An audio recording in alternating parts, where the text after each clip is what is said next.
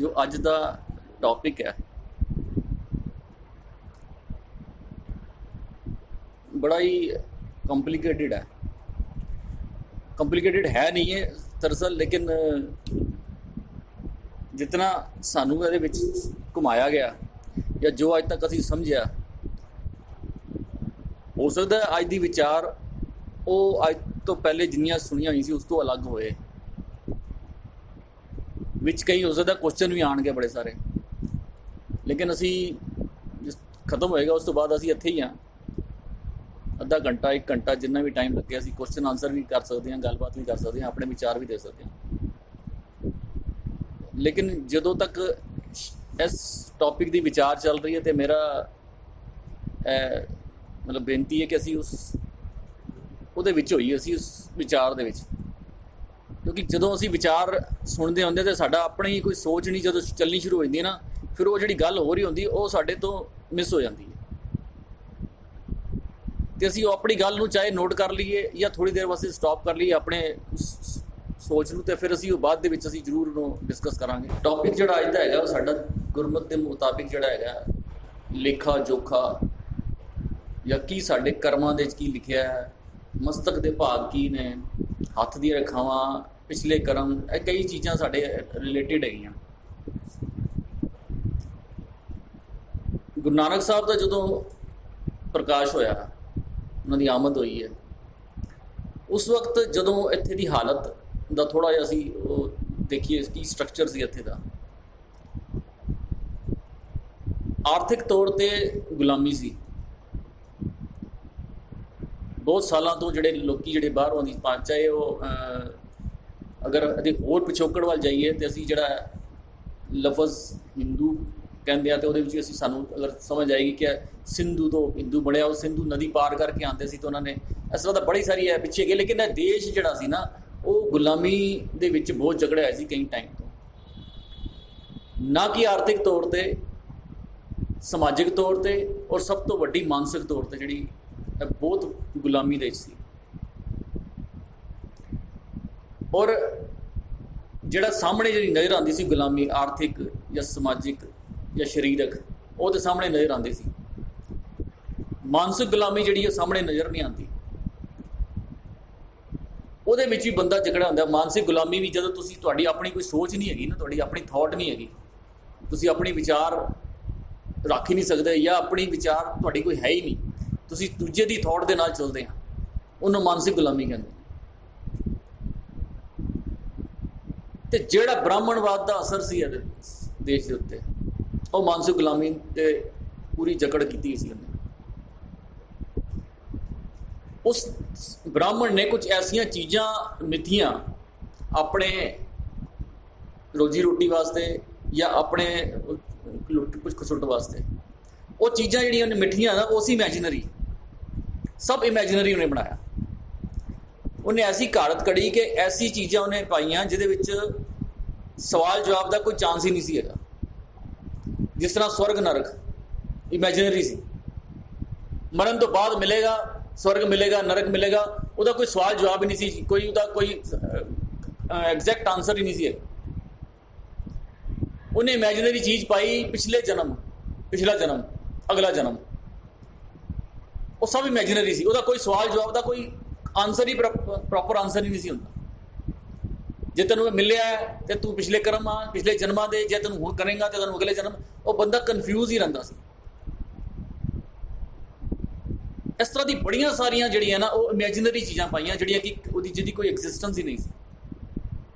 उसी इमैजिनरी जड़ियाँ बहुत सारी चीज़ों के विचों एक चीज़ उन्हें भी पा दी कि लेखा जोखा जिहड़ा सी तेरे कर्मां दा, मत्थे भाग, कर्म, लेखा जोखा, बड़े सारी चीज़ां उन्हें इमैजिनरी पातियां।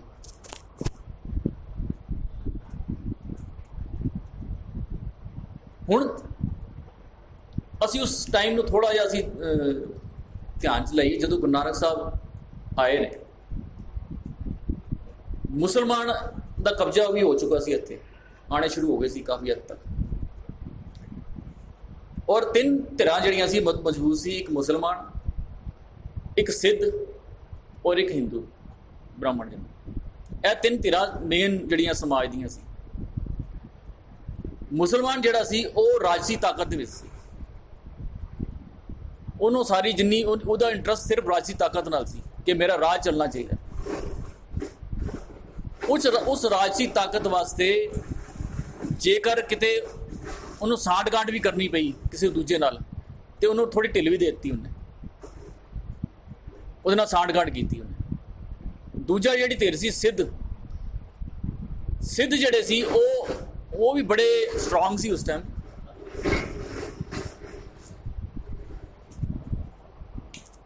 ਲੇਕਿਨ ਉਸ ਸਿੱਧਾਂ ਦਾ ਆਮ ਸਮਾਜ ਦੇ ਵਿੱਚ ਕੋਈ ਡਾਇਰੈਕਟ ਲਿੰਕ ਨਹੀਂ ਸੀ ਹੈਗਾ। ਉਹ ਆਪਣੇ ਪਹਾੜਾ ਕੰਦਰਾਂ ਦੇ ਵਿੱਚ ਬੈਠ ਕੇ ਤਪੱਸਿਆ ਪੂਜਾ ਜੋ ਵੀ ਉਹਨਾਂ ਨੇ ਕਰਨਾ ਸੀ ਉਹ ਕਰਦੇ ਸੀ, ਆਮ ਲੋਕਾਂ ਦੇ ਨਾਲ ਉਹਨਾਂ ਦਾ ਸਿੱਧਾ ਸੰਬੰਧ ਨਹੀਂ ਸੀ ਹੈਗਾ। ਸੋ ਬਹੁਤ ਜ਼ਿਆਦਾ ਉਹਨਾਂ ਦਾ ਪ੍ਰਭਾਵ ਆਮ ਦੁਨੀਆ ਦੇ ਵਿੱਚ ਨਹੀਂ ਸੀ ਹੈਗਾ। ਇੱਕ ਬ੍ਰਾਹਮਣਵਾਦ ਸੀ ਜਿਹਦਾ ਸਿੱਧਾ ਅਸਰ ਸੀ ਆਮ ਸਮਾਜ ਤੇ। ਉਹ ਸਾਰੀ ਗ੍ਰਿਪ ਜਿਹੜੀ ਸੀ ਬ੍ਰਾਹਮਣ ਦੀ ਉਸ ਸਮਾਜ ਦੀ ਆਪਣੇ ਹੱਥ ਵਿੱਚ ਸੀ। ਸੋ ਗੁਰੂ ਸਾਹਿਬ ਨੇ ਸਭ ਤੋਂ ਜ਼ਿਆਦਾ ਵਿਰੋਧ ਇਸ ਬ੍ਰਾਹਮਣਵਾਦ ਦਾ ਕੀਤਾ। ਅਸੀਂ ਗੁਰਬਾਣੀ ਪੜਾਂਗੇ, ਸਭ ਤੋਂ ਜ਼ਿਆਦਾ ਜਿਹੜਾ ਪਖੰਡਾਂ ਦਾ ਖੰਡਨ ਜਿਹੜਾ ਕੀਤਾ ਉਹ ਬ੍ਰਾਹਮਣਵਾਦ ਦੇ ਪਖੰਡਾਂ ਦਾ ਕੀਤਾ। ਸਭ ਤੋਂ ਜ਼ਿਆਦਾ ਸਾਨੂੰ ਗੁਰਬਾਣੀ ਦੇ ਸ਼ਬਦ ਇਹ ਮਿਲਣਗੇ ਸਾਨੂੰ।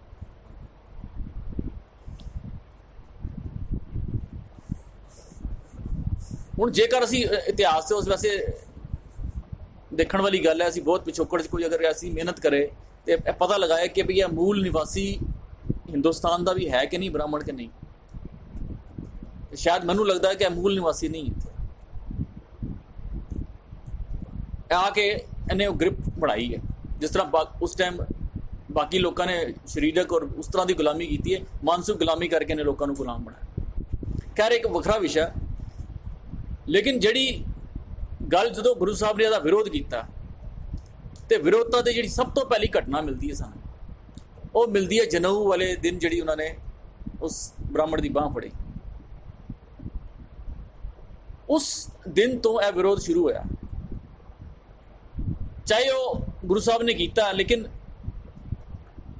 ਹੁਣ ਉਸ ਘਟਨਾ ਨੂੰ ਥੋੜਾ ਜਿਹਾ ਮਤਲਬ ਮੈਂ ਕਦੀ ਵਾਰੀ ਆਪਣੇ ਉਹ ਸੀਨ ਅਸੀਂ ਸਾਹਮਣੇ ਲਿਆ ਕੇ ਸੋਚੀ ਉਸ ਦਿਨ ਦੀ ਘਟਨਾ ਨੂੰ ਕਿ ਵੀ ਘਰ ਦੇ ਵਿੱਚ ਇਹ ਪੂਰਾ ਬਿਲਾਦਰੀ ਗਲੀ ਮਹੱਲਾ ਰਿਸ਼ਤੇਦਾਰੀ ਸਾਰੀ ਇਕੱਠੀ ਹੋਏ ਔਰ ਉਹਨਾਂ ਨੂੰ ਬਿਠਾਇਆ ਗਿਆ ਗੁਰੂ ਨਾਨਕ ਸਾਹਿਬ ਨੂੰ ਜਨੇਊ ਪਾਉਣ ਵਾਸਤੇ।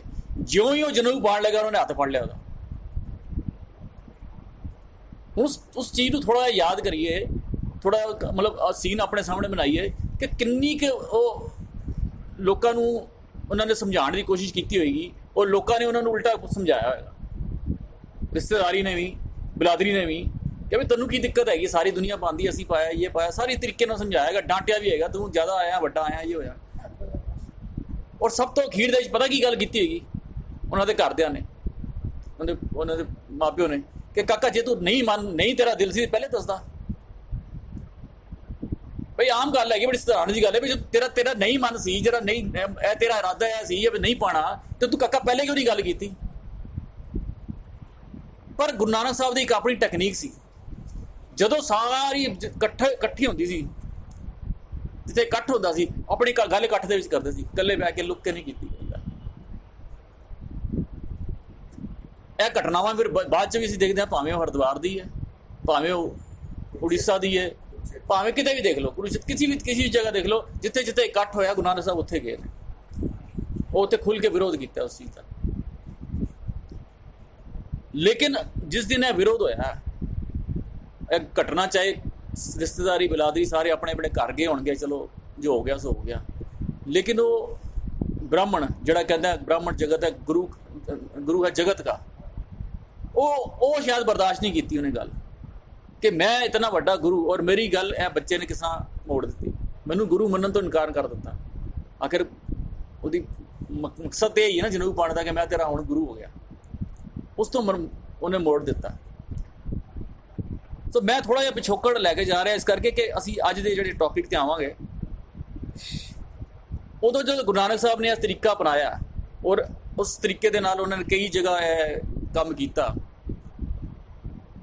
ਸ਼ਾਇਦ ਉਸ ਬ੍ਰਾਹਮਣ ਦੀ ਇਹ ਵਿਚਾਰ ਸੀ ਕਿ ਵੀ ਸ਼ਾਇਦ ਗੁਰੂ ਨਾਨਕ ਸਾਹਿਬ ਤੋਂ ਬਾਅਦ ਮੇਰਾ ਪੂਰਾ ਕਬਜ਼ਾ ਹੋ ਜਾਏਗਾ, ਜਦ ਤੱਕ ਹੈ ਨਹੀਂ ਜਦ ਤੱਕ ਚਲੋ ਮੈਂ ਪਿੱਛੇ ਹਾਂ, ਇਹਨਾਂ ਤੋਂ ਬਾਅਦ ਜਿਹੜਾ ਹੈ ਉਹ ਫਿਰ ਮੈਂ ਆਪਣਾ ਮੇਰਾ ਕਬਜ਼ਾ ਹੋ ਜਾਏਗਾ। ਕਿਉਂਕਿ ਉਹਨੂੰ ਪਤਾ ਸੀ ਕਿ ਜਿਹੜਾ ਇਸ ਤੋਂ ਪਹਿਲੇ ਬੁੱਧ ਔਰ ਜੈਨ ਜਿਹੜੇ ਨੇ ਉਹ ਜਿੰਨੀ ਦੇਰ ਤੱਕ ਉਹ ਰਹੇ ਨੇ ਆਪਣੇ ਜੀਵਨ ਦੇ ਵਿੱਚ ਉਤਨੀ ਦੇਰ ਤੱਕ ਸ਼ਾਇਦ ਉਹ ਨਹੀਂ ਕਰ ਸਕਿਆ, ਲੇਕਿਨ ਬਾਅਦ ਦੇ ਵਿੱਚ ਧੀਰੇ ਧੀਰੇ ਉਹ ਸਾਰਾ ਉਹਨੂੰ ਨਿਕਲ ਗਿਆ ਬ੍ਰਾਹਮਣ। ਇਹ ਵਿਉਂਤ ਉਹਨੇ ਇਸ ਪਾਸੇ ਵੀ ਬਣਾਈ। ਲੇਕਿਨ ਗੁਰੂ ਨਾਨਕ ਸਾਹਿਬ ਨੂੰ ਵੀ ਇਹ ਗੱਲ ਪਤਾ ਸੀ, ਉਹਨਾਂ ਨੇ ਉਸ ਤੋਂ ਵੀ ਅੱਗੇ ਦੀ ਗੱਲ ਕੀਤੀ। ਉਹ ਆਪਣੀ ਜ਼ਿੰਮੇਵਾਰੀ ਇਸ ਸੱਚ ਦੇ ਗਿਆਨ ਦੀ ਜ਼ਿੰਮੇਵਾਰੀ ਉਹ ਅੰਗਦ ਸਾਹਿਬ ਨੂੰ ਸੌਂਪ ਕੇ ਬਾਬਾ ਲਹਿਣਾ ਜੀ ਨੂੰ, ਔਰ ਇਹ ਸੱਚ ਦੀ ਜਿਹੜੀ ਪ੍ਰਚਾਰ ਹੈ ਕੰਟੀਨਿਊਟੀ ਚੱਲਣਾ ਸ਼ੁਰੂ ਹੋ ਗਿਆ। ਹੁਣ ਜਿਸ ਟਾਈਮ ਬ੍ਰਾਹਮਣ ਨੇ ਇਹ ਦੇਖਿਆ ਕਿ ਬਈ ਹੁਣ ਇਹ ਸਕੀਮ ਵੀ ਮੇਰੀ ਫੇਲ ਹੋ ਗਈ ਹੈ, ਹੁਣ ਉਹਨੇ ਉਹ ਦੇਖਿਆ ਕਿ ਬਈ ਇਹ ਕਮਜ਼ੋਰ ਕੜੀ ਕਿਹੜੀ ਹੈਗੀ, ਇਸ ਦੇ ਅੰਦਰ ਵੜਨ ਦੀ ਕਮਜ਼ੋਰ ਕੜੀ ਕਿਹੜੀ ਹੈਗੀ ਹੈ, ਉਸ ਰਸਤੇ ਤੋਂ ਵੜਿਆ ਜਾਏ। ਉਹ ਕਮਜ਼ੋਰ ਕੜੀ ਸੀ ਉਹਨਾਂ ਦੇ ਪੁੱਤਰ ਬਾਬਾ ਸ਼੍ਰੀ ਚੰਦ ਲక్ష్ਮੀ ਦਾਸ, ਉਸ ਰਸਤੇ ਤੋਂ ਐਂਟਰ ਕੀਤਾ। ਮੈਂ ਵੀ ਅੱਜ ਕਈ ਵਾਰੀ ਦਰਬਾਰ ਸਾਹਿਬ ਤੁਸੀਂ ਜਾਓ ਨਾ ਤੇ ਉੱਥੇ ਸਾਹਮਣੇ ਡੇਰਾ ਬਣਿਆ ਬਿਲਕੁਲ ਨਾਲ ਹੀ ਹੈ ਨਾ, ਤੇ ਮੈਨੂੰ ਲੱਗਦਾ ਕਿ ਸ਼ਾਇਦ ਇਹ ਪਤਾ ਨਹੀਂ ਸ਼ਾਇਦ ਕਿਸ ਤਰ੍ਹਾਂ ਹੈ ਉੱਥੇ ਨਾਲ ਨਾਲ ਬਣੇ ਹੋਏ ਨੇ ਡੇਰੇ, ਇਹਦੇ ਪਿੱਛੇ ਕੀ ਕਾਰਨ ਹੋ ਸਕਦਾ। ਸੋ ਸਾਨੂੰ ਸਮਝ ਆਉਂਦਾ ਕਿ ਉਸ ਬ੍ਰਾਹਮਣ ਨੇ ਕਿਸ ਰਸਤੇ ਤੋਂ ਜਿਹੜਾ ਹੈ ਉਹ ਐਂਟਰ ਕੀਤਾ ਹੋਏਗਾ, ਕਿਉਂਕਿ ਸਭ ਤੋਂ ਨੇੜੇ ਦੀ ਸਭ ਤੋਂ ਕਮਜ਼ੋਰ ਚੀਜ਼ ਉਹਨੂੰ ਇਹੀ ਲੱਗੀ ਕਿ ਵੀ ਲੋਕਾਂ ਦੇ ਵਿੱਚ ਭਰਮ ਪਾਇਆ ਜਾਏ, ਕਨਫਿਊਜ਼ਨ ਪੈਦਾ ਕੀਤੀ ਜਾਏ, ਫਿਰ ਕਿ ਵੀ ਇਹ ਵੀ ਗੁਰੂ ਦੀ ਅੰਸ਼ ਹੈ ਜਾਂ ਜੋ ਵੀ ਕਹਿ ਲਓ। ਸੋ ਇਹ ਮੈਨੂੰ ਲੱਗਦਾ ਅੱਜ ਇਤਿਹਾਸ ਅਸੀਂ ਪੜ੍ਹਦੇ ਹਾਂ ਨਾ, ਜਦੋਂ ਅਸੀਂ ਕਿ ਬਈ ਦਰਬਾਰ ਸਾਹਿਬ ਦੇ ਵਿੱਚ ਮੂਰਤੀਆਂ ਰੱਖ ਦਿੱਤੀਆਂ ਗਈਆਂ ਸੀ, ਪਰ ਮੈਨੂੰ ਕਈ ਵਾਰੀ ਖੋਜਣ ਦੀ ਕੋਸ਼ਿਸ਼ ਕੀਤੀ, ਮੈਨੂੰ ਇਤਿਹਾਸ 'ਚ ਲੱਭਿਆ ਨਹੀਂ ਕਿ ਇਹ ਤਾਂ ਪਤਾ ਹੈ ਕਿ ਬਈ ਇਹ ਮੂਰਤੀਆਂ ਜਦੋਂ ਗੁਰਦੁਆਰੇ ਆਜ਼ਾਦ ਹੋਏ ਉਸ ਟਾਈਮ ਮੂਰਤੀਆਂ ਪਈਆਂ ਸੀ, ਲੇਕਿਨ ਇਹ ਪਈਆਂ ਕਦੋਂ ਤੋਂ ਸੀ ਪਿੱਛੋਂ, ਇਹਦਾ ਮੈਨੂੰ ਨਹੀਂ ਇਤਿਹਾਸ 'ਚ ਮਿਲਿਆ ਕਿ ਕਿੱਥੋਂ ਸ਼ੁਰੂਆਤ ਹੋਈ। ਫਿਰ ਮੈਨੂੰ ਲੱਗਦਾ ਕਿ ਕਈ ਵਾਰੀ ਇਸ ਤਰ੍ਹਾਂ ਲੱਗਦਾ ਕਿ ਜਦੋਂ ਗੁਰੂ ਤੇਗ ਬਹਾਦਰ ਸਾਹਿਬ ਗਏ ਨੇ, ਉਹ ਦਰਵਾਜ਼ੇ ਬੰਦ ਹੋ ਗਏ ਨੇ ਉੱਥੇ ਦੇ, ਮੈਂ ਉੱਥੇ ਉਹਨਾਂ ਰਿਲੇਟ ਕਰਦਾ ਕਿ ਇਸ ਕੰਮ ਉੱਥੋਂ ਤੋਂ ਨਹੀਂ ਸ਼ੁਰੂ ਹੋ ਚੁੱਕਾ ਸੀ, ਔਰ ਗੁਰੂ ਤੇਗ ਬਹਾਦਰ ਸਾਹਿਬ ਗਏ ਨੇ ਉੱਥੇ ਦਰਵਾਜ਼ੇ ਉਹਨਾਂ ਨੇ ਬੰਦ ਕੀਤੇ, ਅੰਦਰ ਨਹੀਂ ਵੜਨ ਦਿੱਤਾ। ਔਰ ਗੁਰੂ ਗੋਬਿੰਦ ਸਿੰਘ ਸਾਹਿਬ ਦੀ ਕੋਈ ਵੀ ਘਟਨਾ ਸਾਨੂੰ ਅੰਮ੍ਰਿਤਸਰ ਦੀ ਨਹੀਂ ਮਿਲਦੀ ਉੱਥੇ ਜਾਣ ਦੀ ਇਤਿਹਾਸ ਦੇ ਵਿੱਚ। ਤੇ ਇਹ ਸਮਝੋ ਕਿ ਇਹ ਕੰਮ ਜਿਹੜਾ ਹੈ ਨਾਲ ਦੇ ਨਾਲ ਚੱਲਦਾ ਰਿਹਾ, ਉਹ ਚੁੱਪ ਕਰਕੇ ਨਹੀਂ ਬੈਠਾ।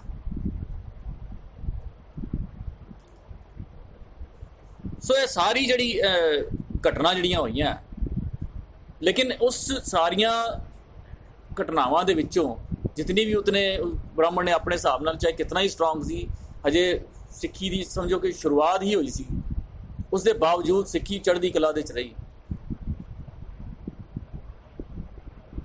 ਉਹਦੇ ਵੀ ਕਈ ਕਾਰਨ ਸੀ, ਤੇ ਜੇ ਅੱਜ ਗਿਰਾਵਟ ਦਾ ਕਾਰਨ ਦੇਖੀਏ ਤਾਂ ਸਾਨੂੰ ਸਭ ਪਤਾ ਲੱਗ ਜਾਏਗਾ ਵੀ ਕੀ ਕਾਰਨ ਸੀ। ਕਈ ਵਾਰ ਅਸੀਂ ਸ਼ਬਦ ਪੜ੍ਹਦੇ ਆ, ਬੱਬਰ ਤੂੰ ਹਰਿਆਵਲਾ ਕਵਲਾ ਕੰਚਨ ਵਨ, ਕਹਿ ਦੋਖੜੇ ਸੜੀ ਹੋਏ ਕਾਲੀ ਹੋਈਆ ਦੇਹਰੀ, ਨਾਨਕ ਮੈਂ ਤਨ ਭੰਗ। ਹੁਣ ਆਨਸਰ ਹੈਗਾ, ਜਾਣਾ ਪਾਣੀ ਨਾ ਲਹਾ ਜੈਸੇ ਤੀ ਮੇਰਾ ਸੰਗ, ਜਿੱਤ ਡਿੱਠੇ ਤਨ ਪਰ ਫੜੇ ਚੜੇ ਚਵਗਣ ਵਣ। ਉਹ ਜਾਣਾ ਪਾਣੀ ਨਾ ਲਹਾ ਭਾਵ ਉਹ ਜਿਹੜਾ ਪਿੱਛੋਂ ਝਰਨਾ ਵਗਦਾ ਸੀ ਉਹਦਾ ਪਾਣੀ ਲੈਣਾ ਛੱਡ ਦਿੱਤਾ। ਭਾਵ ਅੱਜ ਦੀ ਅਸੀਂ ਗੱਲ ਨੂੰ ਅਸੀਂ ਕੰਸਰਨ ਕਰੀਏ ਕਿ ਇਹ ਬਾਣੀ ਦਾ ਜਿਹੜਾ ਸੱਚ ਦਾ ਗਿਆਨ ਜਿਹੜਾ ਦਾ ਝਰਨਾ ਜਿਹੜਾ ਨਾ ਉਹ ਅਸੀਂ ਲੈਣਾ ਛੱਡ ਦਿੱਤਾ, ਤਾਂ ਸਾਡੀ ਕਹਿ ਦੋਖੜੇ ਸੜੀ ਹੋਈ ਕਾਲੀ ਹੋਈ ਆ ਦੇਰ ਵੀ ਸਾਡੀ ਹੋ ਗਈ ਹੈ। ਅਸੀਂ ਬਿਲਕੁਲ ਰਿਲੇਟ ਕਰ ਸਕਦੇ ਹਾਂ।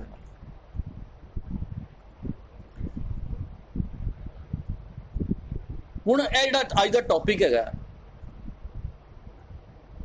ਲੇਖਾ ਜੋਖੇ ਵਾਲਾ, ਇਹ ਉਸੀ ਬ੍ਰਾਹਮਣਵਾਦ ਦੀ ਜਿਹੜੀ ਮਾਨਸਿਕਤਾ ਦੀ ਜਿਹੜੀ ਬਿਮਾਰੀ ਜਾਂ ਮਾਨਸਿਕਤਾ ਦੀ ਜਿਹੜੀ ਗੁਲਾਮੀ ਦਾ ਇੱਕ ਰਿਜ਼ਲਟ ਹੈਗਾ ਸੀ। ਇਹ ਉਹਦੇ ਵਿੱਚੋਂ ਇੱਕ ਜੰਜੀਰ ਕਹਿ ਲਓ ਜਾਂ ਉਹਦੇ ਵਿੱਚੋਂ ਇੱਕ ਤਰੀਕਾ ਸੀ ਕਿ ਪਿਛਲੇ ਕਰਮ, ਪਿਛਲੇ ਜਨਮ, ਪਿਛਲਾ ਲੇਖਾ, ਮੱਥੇ ਭਾਗ, ਇਹ ਸਾਰੀ ਉਹ ਚੀਜ਼ਾਂ ਇਮੈਜਨਰੀ ਸੀ।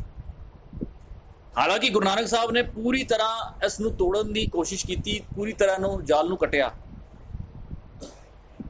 ਲੇਕਿਨ ਬਸ ਉਹੀ ਜਿਹਨੂੰ ਅਸੀਂ ਕਹਿੰਦੇ ਆ ਨਾ ਕਿ ਕਹਿ ਦੋਖੜੇ ਸੜੀ ਹੋਏ ਜਾਣਾ ਪਾਣੀ ਨਾਲ, ਹਾਂ ਉਹ ਸੱਚ ਦਾ ਗਿਆਨ ਅਸੀਂ ਲੈਣਾ ਛੱਡਿਆ ਤੇ ਫਿਰ ਅਸੀਂ ਦੁਬਾਰਾ ਉਸੇ ਗ੍ਰਿਪ ਦੇ ਵਿੱਚ ਫਸ ਗਏ, ਫਿਰ ਅਸੀਂ ਮਾਨਸਿਕ ਤੌਰ ਤੇ ਗੁਲਾਮ ਹੋ ਗਏ। ਅਸੀਂ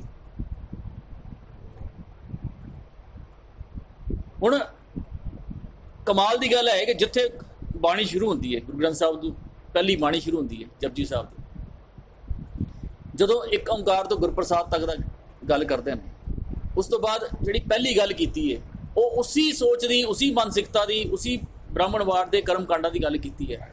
ਸੋਚਿਆ ਸੋਚਣਾ ਹੋਵੇ ਜੇ ਸੋਚੀ ਲਖਵਾਰ, ਚੁੱਪੈ ਚੁੱਪ ਨਾ ਹੋਵੇ ਜੇ ਲਾਏ ਰਹਾਂ ਲਿਵਤਾਰ, ਭੁੱਖਿਆਂ ਭੁੱਖ ਨਾ ਉਤਰੀ ਜੇ ਬੰਨਾ ਪੁਰੀਆਂ ਭਾਰ, ਸਹਿਜ ਸਿਆਣਪਾ ਲੱਖ ਹੋਏ ਤਾਂ ਇੱਕ ਨਾ ਚੱਲੇ ਨਾਲ। किव सचियारा हुई है, किव कूड़े टुट्टे पाल, हुक्म रजाई चलना, नानक लिखिया नाल। हुण पहली गल हुक्म दी और नाल लिखी हुई, यह लिखण की गल पहले की गुरु साहब ने, असीं लेखे जोखे की गल कर रहे हैं। लेकिन यह लेखा जिहड़ा हैगा यह हैगा हुक्म का लेखा कि तेरे नाल आ हुक्म लिखिया होया। हुण जदों असीं यह गल करते हैं, जो असीं हुक्म नूं समझांगे, हुक्म का लेखा और कर्मां का लेखा, इहनूं दोनों नूं अलग अलग करके समझांगे ना, तां सानूं पता लगेगा की है। क्योंकि कई बारी सानूं असीं दोनों चीज़ां मिक्स कर दिंदे, तां ही कन्फ्यूजन पैदा होती है। असीं हुक्म नूं समझ लैंदे हां कोई ऑर्डर, जो ही असीं हुक्म नूं ऑर्डर समझते हैं ना कि हाँ भी यह परमात्मा यह कर रहा है, उन्हें इन्हें ऑर्डर दिता है, कर लो, इत्थे यह मर जाओ, इत्थे मार दो, इन्हूं जवा दो, इत्थे बाढ़ लिया दो, इत्थे पानी लिया दो, इत्थे बारिश कर दो, इत्थे सुक्का पा दो, एक्सीडेंट करा दो। इस तरह का लेखा जिहड़ा हैगा परमात्मा का नहीं है। इस तरह एक एक बंदे का एक एक चीज़ का लिखा वो नहीं लिखता, वो एक सिस्टम है, उस सिस्टम के मुताबिक सारे काम होते रहते। जदों तक असीं इहनूं नहीं समझांगे ना, तद तक सानू एक लिखे की गल नहीं समझ आएगी। क्योंकि जदों असीं ये पहले लिखिया नानक लिखिया नाल, नानक हुक्मे जे बुझे, सॉरी नानक लिखिया नाल दी पहले हुक्म की गल की है। उस तो बाद थोड़ी जो बाद चो अगे जाके पढ़ते हैं असीं सबना लिखिया बुड़ी कलाम, सारियां ने बुड़ी कलाम। बुड़ी कलाम का मतलब होता है वो वाला कलाम, वो वाली लिखत जिहड़ी बुणी मतलब लगातार लिखी जाती है। बुणी मतलब कंटीन्यूटी दे विच लिखिया जाता कुछ, यह सारियां ने लिखिया अपना अपना। लेकिन ये लेखा लिख जाने कोई, लेखा लिखिया किता होए। जिहो जिहा तू लेखा तू अपने कर्मां दा, अपनी सोचनी दा, अपने आप दा आप लिखिया, उस तरह होना है। क्योंकि बुड़ी कलाम जिहड़ी जे डे वन तो जिस दिन तो पैदा होया है, पैदा होने का मतलब है नहीं कि धरती पर आया, पैदा होने का मतलब है जिस दिन उसका अंश भी इस धरती पर आया, भाव मात के गर्भ के विच, उदों तो ही उसका लेखा शुरू हो जाता है। वो सारा माहौल, वो किस तरह की, उसका खाना पीना, उसका रहना सहना, घर का परिवार का, वो सारे का असर उसका बच्चे पर होता है। साइंटिफिकली प्रूव हो चुका है, मैडिकली। सो वो सारा जिहड़ा है लेखा वो लिखिया जाता है, लिखिया जा रहा है। लेकिन पता नहीं चलता लेखा लिख जाना है कोई, जे कोई जाने तां उन्होंने पता लगे लिखिया लिखिया किता होए। हुण बड़ी कमाल की गल है, शुरुआत ही गल हैगी है, बहुत दूर नहीं हैगी, बाणी की शुरुआत ही गल कर दी। लेकिन सानू कन्फ्यूजन कित्थे पैदा की गई, सानू दस्या गया लेख ना मिटे ये सकी जो लिखिया करता। असीं यदि भी गल करांगे धीरे धीरे, ज्यों ज्यों असीं गल अगे वधेगी ना, असीं कई चीज़ां, क्योंकि मैं लग रहा है कि कई क्वेश्चन आते हैं इत्थे बैठे बैठे दिमाग च, कि यह की यदि होगी, आने शुरू हो जाते हैं एकदम ही। तो धीरे धीरे जो जो असीं अगे वधांगे तो सानू ये चीज़ां अजे क्लीयर होणियां चाहिए। हुण कन्फ्यूजन जिहड़ा पैदा हो गया ना, यदि कभी गल की नहीं गई। साडे गुरुद्वारे का सिस्टम नहीं है जिस तरह असीं इत्थे बैठ के गल करते हैं ना, काश यह सिस्टम साडे गुरुद्वारियां दे विच कथाकारां दा हो जाए या रागी साहिबानां दा हो जाए, कि उन्होंने कहना भी घंटे तो तुसीं किन्ने पैसे लैंदे हो, जो भी अपने लैंड के आ जी घंटे के 10,000 लैंदे, 20,000 लैंदे, 50,000 लैंदे। उन्होंने कोई एक घंटे से तुहानूं नहीं देंगे, अद्धा घंटा कथा करोगे, अद्धा घंटा तुहाडे नाल क्वेश्चन आंसर होएगा, घंटा तुहाडा एक ही लांगे। मैनूं लगदा अद्धे तो ज़्यादा कहणगे जी असीं नहीं आते। उन्होंने 2 घंटे कहनी, 2 घंटे लाओ, 1 घंटा कथा करोगे, 1 घंटा इत्थे बैठ के क्वेश्चन आंसर होएगी, संगत तुहाडे नाल गलबात करेगी। यह सिस्टम कितने गुरुद्वारे साडे हो जाए, जितने भी कूड़ प्रचार चल रहा ना एकदम बंद हो जाएगा, सब दौड़ जाएंगे, कोई कथा कहानी नहीं चलेगी। साडे उत्ते लिखी जाती गुरमत विचारां, अरदास विच कीती जांदी गुरमत विचार, विचार तो होंदी 2 वे, उन्होंने विचार कहते हैं, वो लैक्चर हो गया, वो भाई साहब आए, एक रागी आए या कोई कथाकार आए, वो स्टेज पर बैठे, पिछों ही गड्डी उन्होंने रुकती है, पिछों ही वो लाल कारपेट से आ गए स्टेज पर बहते हैं, गलबात करते हैं, अपनी जो उन्होंने कहना, जिस तरह जो मर्जी कह जाते हैं, उतों ही ਸੰਗਤਾਂ ਦੇ ਆਪਣੇ ਚੇਲਿਆਂ ਦੇ ਘੇਰੇ ਦੇ ਵਿੱਚ ਗੱਡੀ 'ਚ ਬਹਿੰਦੇ ਤੇ ਨਿਕਲ ਜਾਂਦੇ ਨੇ। ਕੋਈ ਗੱਲਬਾਤ ਥੋੜ੍ਹਾ ਨਾ ਹੈਗੀ ਹੈ, ਵਿਚਾਰ ਥੋੜ੍ਹਾ ਨਾ ਹੈਗੀ। ਹਾਂ, ਸੋ ਇਹ ਵਿਚਾਰ ਥੋੜ੍ਹਾ ਨਾ ਹੋਈ। ਇਹਦੇ ਤੁਸੀਂ ਆਏ ਔਰ ਆਪਣੀ ਗੱਲ ਕਰਕੇ ਸੁਣਾ ਕੇ ਚਲੇ ਗਏ, ਬਸ। ਇਹਨੂੰ ਵਿਚਾਰ ਥੋੜ੍ਹਾ ਨਾ ਕਹਿੰਦੇ। ਅਸੀਂ ਪੋਸਟਰਾਂ 'ਤੇ ਲਿਖਦੇ ਨੇ ਗੁਰਮਤਿ ਵਿਚਾਰਾਂ, ਅਰਦਾਸ 'ਚ ਕਹਿੰਦੇ ਨੇ ਵਿਚਾਰਾਂ ਹੋਈਆਂ। ਵਿਚਾਰਾਂ ਕਾਹਦੀਆਂ ਹੋਈਆਂ? ਇਹ ਤਾਂ ਭਾਸ਼ਣ ਹੋਇਆ, ਲੈਕਚਰ ਹੋਇਆ, ਜਾਂ ਕਥਾ ਹੋਈ, ਜਾਂ ਪ੍ਰੀਚਿੰਗ ਹੋਈ, ਬਸ। ਸੋ ਜਿਤਨੀ ਦੇਰ ਇਹ ਕੰਮ ਨਹੀਂ ਹੁੰਦਾ ਨਾ, ਤਦ ਤੱਕ ਇਹ ਅਵੇਅਰਨੈਸ ਵਾਲੀ ਗੱਲ ਸਿੱਖੀ 'ਚ ਆਉਣੀ ਬੜੀ ਮੁਸ਼ਕਿਲ ਹੈ। ਰਾਮ ਰਹੀਮ ਵਰਗੇ ਡੇਰੇ ਚੱਲਦੇ ਹੀ ਰਹਿਣਗੇ ਇਸ ਤਰ੍ਹਾਂ ਹੀ। ਉਹ ਦੇਖੋ ਨਾ, ਉਹ ਕਿੰਨੀ ਉੱਚੀ ਸਟੇਜ 'ਤੇ ਬਹਿੰਦੇ ਨੇ, ਕੋਈ ਗੱਲ ਵੀ ਨਹੀਂ ਕਰ ਸਕਦਾ ਉਹਨਾਂ 'ਤੇ, ਆਵਾਜ਼ ਵੀ ਨਹੀਂ ਪਹੁੰਚਦੀ, ਪੂਰੀ ਸ਼ਕਲ ਵੀ ਥੱਲੇ ਨਜ਼ਰ ਨਹੀਂ ਆਉਂਦੀ, ਇੰਨੀ ਉੱਚੀ ਸਟੇਜ 'ਤੇ ਬੈਠੇ ਹੁੰਦੇ। ਉੱਤੋਂ ਹੀ ਉਹ ਮਾਈਕ 'ਤੇ ਬੋਲਦੇ ਨੇ ਤੇ ਗੱਲ ਕਰਕੇ ਤੇ ਆਪਣੀ ਚਲੇ ਜਾਂਦੇ ਨੇ। ਲੇਕਿਨ ਜਿਸ ਦਿਨ ਇਹ ਗੱਲ ਸਾਹਮਣੇ ਹੋਏਗੀ ਨਾ, ਫਿਰ ਦਿਮਾਗ ਖੁੱਲ੍ਹਦਾ। ਜਦੋਂ ਅਸੀਂ ਵਿਚਾਰ ਕਰਦੇ ਹਾਂ ਨਾ, ਗੱਲ ਕਰਦੇ ਹਾਂ, ਕੁਐਸਚਨ ਆਨਸਰ ਹੁੰਦਾ ਹੈ, ਫਿਰ ਦਿਮਾਗ ਖੁੱਲ੍ਹਣੇ ਸ਼ੁਰੂ ਹੁੰਦੇ ਨੇ ਕਿ ਕੀ ਹੈ। ਫਿਰ ਸਮਝ ਆਏਗੀ ਕਿ ਨਾਨਕ ਕੱਚਣਿਆਂ ਸੇ ਤੋੜ, ਢੂੰਡ ਸੱਜਣ ਸੰਤ ਪੱਕਿਆਂ, ਉਹ ਜਿਉਂਦਿਆਂ ਵਿਛੜੇ, ਉਹ ਮੂਹੇ ਨਾ ਜਾਈ ਛੋੜ। ਫਿਰ ਉਹ ਲੱਭੇਗਾ ਕਿ ਪੱਕੇ ਸੰਤ ਕਿਹੜੇ ਹੈਗੇ। ਫਿਰ ਉਹ ਕਹਿਣ ਦੀ ਲੋੜ ਨਹੀਂ ਪਏਗੀ ਕਿਸੇ ਨੂੰ ਕਿ ਹਾਂ ਵੀ ਇਹ ਫਲਾਣੇ ਵੱਲ ਨਾ ਜਾਓ, ਤੇ ਇਹ ਨਾ ਜਾਓ, ਤੇ ਡੇਰਾ ਨਾ ਜਾਓ, ਤੇ ਇਹ ਨਾ ਕਰੋ। ਲੋੜ ਹੀ ਨਹੀਂ ਪੈਂਦੀ, ਕਿਉਂਕਿ ਦਿਮਾਗ ਜਿਹੜਾ ਆਪਣੇ ਆਪ ਖੁੱਲ੍ਹਣਾ ਸ਼ੁਰੂ ਹੋ ਜਾਂਦਾ।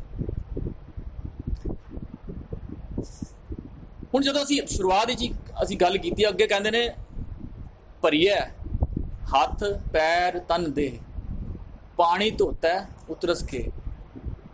ਮੈਂ ਇਹਦੇ ਅਰਥ ਨਹੀਂ ਕਰ ਰਿਹਾ, ਬੜੇ ਸਿੰਪਲ ਮੀਨਿੰਗ ਨੇ, ਤੁਸੀਂ ਉਹਨੂੰ ਸਮਝ ਲੈਣਾ। ਮੂਤ ਪਲੀਤੀ ਕੱਪੜ ਹੋਏ, ਦੇ ਸਾਬੁਣ ਲਈਏ ਉਹ ਧੋਏ। ਭਰੀਏ ਮੱਤ ਪਾਪਾਂ ਕੇ ਸੰਗ, ਉਹ ਧੋਪੈ ਨਾਵੇਂ ਕੇ ਰੰਗ। ਪੁੰਨੀ ਪਾਪੀ ਆਖਣ ਨਾਹੇ, ਕਰ ਕਰ ਕਰਨਾ ਲਿਖ ਲੈ ਜਾਓ।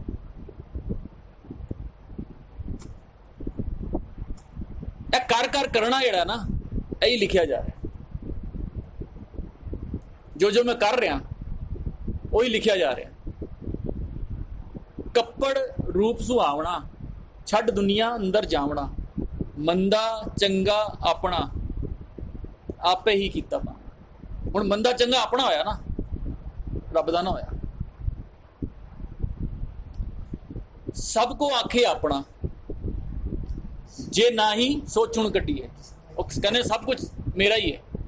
ਕਹਿੰਦੇ ਜੋ ਤੂੰ ਕਹਿੰਦਾ ਨਾ ਸਾਰਾ ਕੁਝ ਹੈ, ਤੂੰ ਕੱਢ ਦੱਸ ਤੇਰਾ ਕੀ ਹੈਗਾ। ਕੋਈ ਐਸੀ ਚੀਜ਼ ਚੁਣ ਕੇ ਦਿਖਾ ਜੋ ਤੇਰੀ ਹੈ।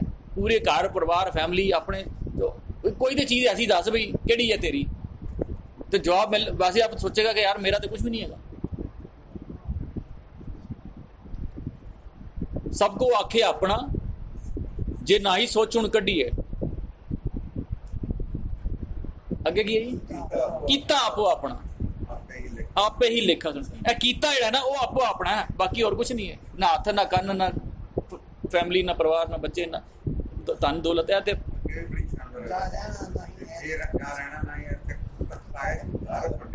ਚਲੋ ਅਸੀਂ ਉਹ ਟੌਪਿਕ ਦੇ ਨਾਲ ਅਸੀਂ ਜੋ ਗੱਲ ਕਰ ਰਹੇ ਹਾਂ ਸੀ, ਕਿਉਂਕਿ ਟੌਪਿਕ ਬੜਾ ਲੰਬਾ ਸਾਡਾ।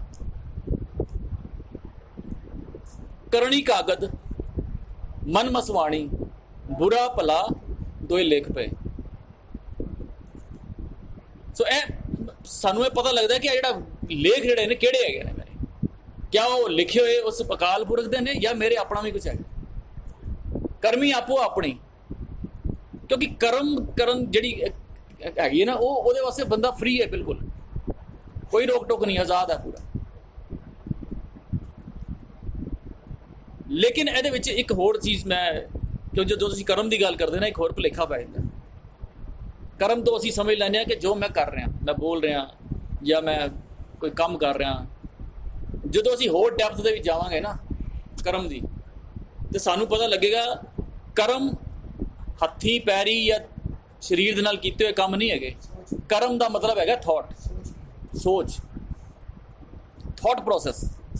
ਜਿਹੜੀ ਅਸੀਂ ਕਰਦੇ ਹਾਂ ਨਾ, ਹੁੰਦੀ ਕਿਰਿਆ, ਉਹ ਐਕਸ਼ਨ ਹੁੰਦਾ, ਉਹ ਐਕਸ਼ਨ ਹੈਗਾ।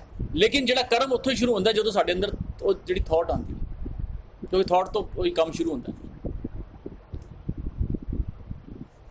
ਸੋ ਜਦੋਂ ਉਹ ਥਾਟ ਆਈ ਨਾ, ਉਹ ਥਾਟ ਦੇ ਨਾਲ ਸਾਡਾ ਇੱਕ ਸਮਝੋ ਕਿ ਇੱਕ ਬੀਜ ਜਿਹੜਾ ਹੈ ਉਹ ਤਿਆਰ ਹੋ ਜਾਂਦਾ ਕੰਮ ਕਰਨ ਦਾ। ਜਦੋਂ ਵੀ ਉਹਨੂੰ ਸਹੀ ਮਾਹੌਲ, ਸਹੀ ਉਹਨੂੰ ਸੰਗਤ ਜਾਂ ਸਹੀ ਉਹਨੂੰ ਟਾਈਮ ਮਿਲਦਾ, ਉਸ ਟਾਈਮ ਉਹ ਪ੍ਰਫੁੱਲਤ ਹੋ ਜਾਂਦਾ।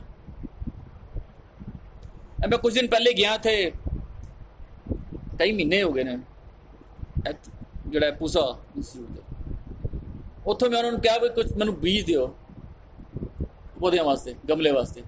ਉਹਨਾਂ ਨੇ ਮੈਨੂੰ ਇੰਨਾ ਵੱਡਾ ਪੈਕਟ ਦਿੱਤਾ, ਇੱਕ ਕਹਿੰਦਾ ਇਹ ਪੂਰਾ ਪੈਕ ਹੈਗਾ। ਇੱਕ ਪੈਕਟ ਦੇ ਵਿੱਚ ਛੋਟੇ ਛੋਟੇ ਕਈ ਪੈਕਟ ਸੀ ਉਹਦੇ, ਉਹਨੇ ਬਾਹਰ ਲਿਖ ਕੇ ਰੱਖਿਆ ਸੀ ਵੀ ਇਹਦੇ 'ਚ ਘੱਟੋ ਘੱਟ 15-20 ਤਰ੍ਹਾਂ ਦੇ ਬੀਜ ਦੇ ਪੈਕਟ, ਇੱਕ ਵੱਡੀ ਪੈਕਿੰਗ ਕੀਤੀ ਹੋਈ। ਪਰ ਕਹਿੰਦਾ ਜੀ ਇਹ ਤੁਹਾਨੂੰ ਮੌਸਮ ਦੇ ਹਿਸਾਬ ਨਾਲ ਉਗਾਉਣੇ ਪੈਣਗੇ, ਹੁਣ ਨਹੀਂ ਤੁਸੀਂ ਇਕੱਠੇ ਨਾ ਪਾ ਦੇਣਾ।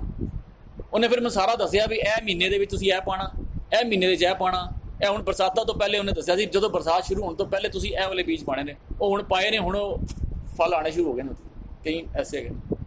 ਤਾਂ ਹਰ ਬੀਜ ਦਾ ਇੱਕ ਮੌਸਮ ਹੈ। ਉਹ ਮੌਸਮ ਬੀਜ ਪਹਿਲੇ ਦਾ ਪਿਆ ਹੋਇਆ, ਬੀਜ ਮੇਰੇ ਕੋਲ ਪਏ ਹੋਏ ਨੇ, ਲੇਕਿਨ ਜਦੋਂ ਟਾਈਮ ਆਇਆ ਨਾ ਉਦੋਂ ਬੀਜਾਂਗੇ, ਉਦੋਂ ਉਹਦਾ ਫਲ ਹੋ ਜਾਏਗਾ, ਪ੍ਰਫੁੱਲਤ ਹੋ ਜਾਏਗਾ। ਸੇਮ ਇਸੇ ਤਰ੍ਹਾਂ ਜਦੋਂ ਜਿਹੜਾ ਥਾਟ ਹੈਗਾ ਨਾ, ਥਾਟ ਇੱਕ ਬੀਜ ਹੈ। ਮੰਨ ਲਓ ਇੱਕ ਬੰਦੇ ਦੇ ਮਨ ਦੇ ਵਿੱਚ ਖਿਆਲ ਆਇਆ ਕਿ ਯਾਰ ਕਦੀ ਪੈਗ ਲਗਾ ਕੇ ਦੇਖੀਏ, ਕਦੀ ਉਹਨੇ ਪੀਤੀ ਨਾ ਹੋਏ। ਬੜੀ ਦੁਨੀਆ ਪੀਂਦੀ ਯਾਰ, ਕੀ ਹੈਗਾ, ਪਰ ਪੀਤੀ ਨਹੀਂ ਉਹਨੇ। ਉਹ ਆ ਗਿਆ, ਉਹਨੇ ਟਾਈਮ ਨਿਕਲ ਗਿਆ, 2 ਦਿਨ 4 ਦਿਨ, ਮਹੀਨਾ 2 ਮਹੀਨੇ, ਸਾਲ 2 ਸਾਲ, ਟਾਈਮ ਬੀਤ ਗਿਆ, ਕਿੰਨਾ ਹੀ ਬੀਤ ਗਿਆ। ਅਚਾਨਕ ਕਿਤੇ ਉਹਦਾ ਪ੍ਰੋਗਰਾਮ ਬਣ ਗਿਆ ਕਿਸੇ ਯਾਰੀ ਦੋਸਤ 'ਚ ਬੈਠਣ ਦਾ ਜਾਂ ਕਿਤੇ ਪਾਰਟੀ ਜਾਣ ਦਾ। ਉੱਥੇ ਉਹਨਾਂ ਨੇ ਕਿਹਾ ਲੈ ਬਈ ਆ ਜਾ, 1 ਮਿੰਟ ਨਹੀਂ ਲਗਾਏਗਾ।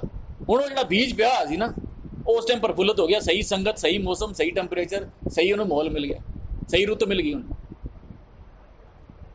ਤੁਸੀਂ ਅੱਜ ਕਿਸੇ ਵੀ ਚੇਨ ਸਮੋਕਰ ਜਿਹੜੇ ਹੈਗੇ ਨੇ ਸਿਗਰਟ ਦੇ, ਉਹਨਾਂ ਕੋਲ ਪੁੱਛੋ ਤੁਹਾਡੀ ਸ਼ੁਰੂਆਤ ਕਿੱਥੇ ਹੋਈ ਸੀ। ਕਦੀ ਉਸ ਐਸਾ ਡੱਬੀਆਂ ਖਤਮ ਤੋਂ ਸ਼ੁਰੂਆਤ ਨਹੀਂ ਹੋਈ ਹੋਣੀ। ਕਦੀ ਉਹਨੇ ਸੋਚਿਆ ਹੈਗਾ ਕਿਸੇ ਫਿਲਮ ਤੋਂ ਦੇਖ ਕੇ, ਕਿਸੇ ਵੱਡੇ ਨੂੰ ਦੇਖ ਕੇ, ਕਿਸੇ ਰਾਹ ਜਾਂਦੇ ਨੂੰ ਦੇਖ ਕੇ, ਕਦੀ ਉਹਦੇ ਸਟਾਈਲ ਨੂੰ ਦੇਖ ਕੇ ਕਿ ਯਾਰ ਇਹ ਚੀਜ਼ ਬੜੀ ਵਧੀਆ।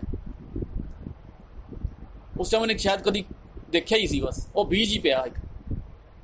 ਉਹ ਜਿਉਂ ਹੀ ਉਹ ਬੀਜ ਪਿਆ, ਕਦੀ ਉਹਨੂੰ ਐਸਾ ਮੌਕਾ ਮਿਲਿਆ, ਉਹਨੂੰ ਆਫਰ ਹੋਈ ਜਾਂ ਕੋਈ ਐਸਾ ਰੁੱਤ ਮੌਸਮ ਐਸੀ ਬਣੀ, ਉਹਨੇ ਸ਼ੁਰੂਆਤ ਕੀਤੀ 1 ਤੋਂ 2, 2 ਤੋਂ 4, 4 ਤੋਂ ਫਿਰ ਡੱਬੀਆਂ ਖਤਮ ਸ਼ੁਰੂ ਹੋ ਜਾਂਦੀਆਂ। ਸੋ ਇਸ ਤਰ੍ਹਾਂ ਜਿਹੜਾ ਥਾਟ ਹੈ ਨਾ, ਉਹ ਸਾਡਾ ਥਾਟ ਪ੍ਰੋਸੈਸ ਜਿਹੜਾ ਹੈ ਨਾ, ਉਹ ਥਾਟ ਦਾ ਬੀਜ ਜਦੋਂ ਸਾਡੇ ਅੰਦਰ ਪੈ ਜਾਂਦਾ ਨਾ, ਉਹ ਧੀਰੇ ਉਹ ਪ੍ਰਫੁੱਲਤ, ਜਦੋਂ ਉਹਨੂੰ ਟਾਈਮ ਸਹੀ ਮੌਕਾ ਮਿਲ ਜਾਂਦਾ, ਉਹ ਪ੍ਰਫੁੱਲਤ ਹੋ ਜਾਂਦਾ। 1 ਮਿੰਟ 'ਚ ਵੀ ਹੋ ਸਕਦਾ, 1 ਦਿਨ 'ਚ ਵੀ ਹੋ ਸਕਦਾ, 1 ਸਾਲ 'ਚ ਵੀ ਹੋ ਸਕਦਾ, ਕਿਸੇ ਵੀ ਟਾਈਮ ਹੋ ਸਕਦਾ। ਬੀਜ ਪਿਆ ਰਹਿੰਦਾ। ਜਿੰਨੇ ਵੀ ਕ੍ਰਾਈਮ ਹੁੰਦੇ ਨੇ, ਉਹ ਕਿਤੇ ਨਾ ਕਿਤੇ ਉਹਨਾਂ ਦੀ ਸੋਚ ਪਹਿਲੇ ਹੁੰਦੀ ਹੈ ਕਰਨ ਦੀ। ਜਦੋਂ ਉਹਨਾਂ ਨੂੰ ਮੌਕਾ ਮਿਲਦਾ, ਉਹ ਸੰਗਤ ਮਿਲਦੀ ਹੈ ਜਾਂ ਉਹਨਾਂ ਨੂੰ ਐਸਾ ਟਾਈਮ ਮਿਲਦਾ। ਸੋ ਉਹਨੇ ਕਹਿੰਦੇ ਨਾ, ਹੁਕਮੀ ਲਿਖਿਆ ਸਿਰ ਲੇਖ,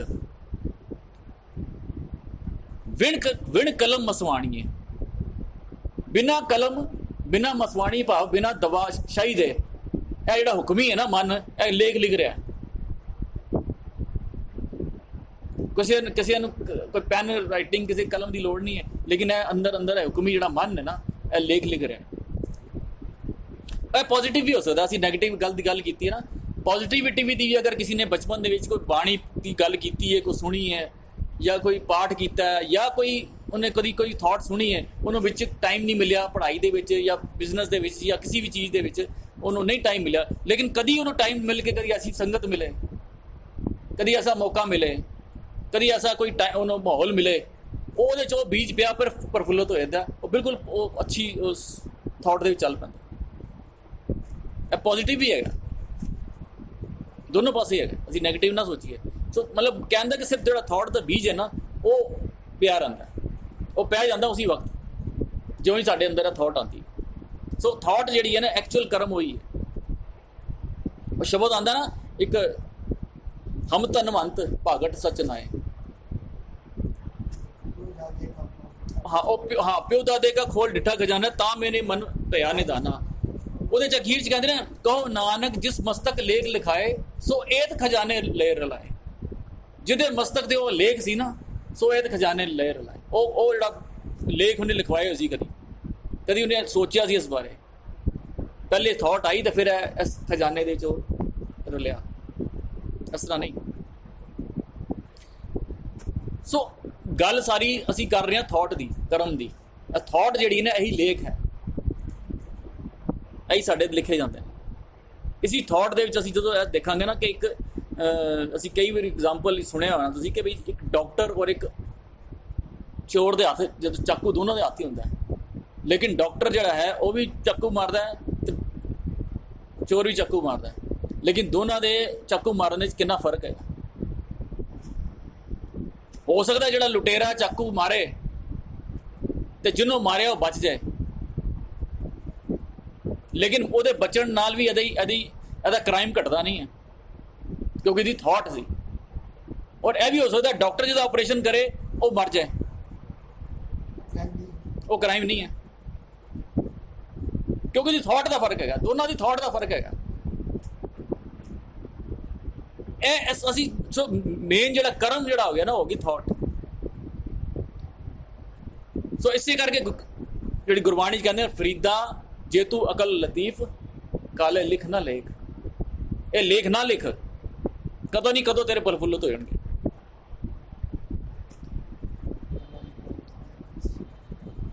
ਕਿਉਂਕਿ ਇਹ ਜਦੋਂ ਵੀ ਅਸੀਂ ਇਹ ਥਾਟ ਜਦੋਂ ਆਉਂਦੀ ਨਾ ਉਹਦਾ ਜਿਸ ਤਰ੍ਹਾਂ ਅਸੀਂ ਪਹਿਲੇ ਗੱਲ ਕੀਤੀ ਹੈ ਨਾ नहीं पता चलता। इस तरह ही कबीर साहब का शब्द है शायद, अपने कर्म की गत मैं क्या जानूं बाबा की बनेगा की ਇਹਦਾ कर्म का मतलब वो थॉट है, वो थॉट प्रोसेस।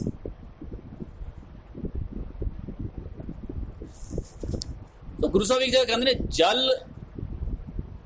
जल मोह कस मस कर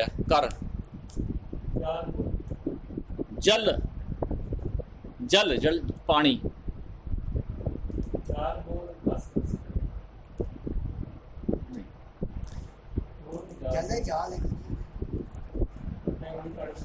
चलो कटो तुसी मैं देख लेने।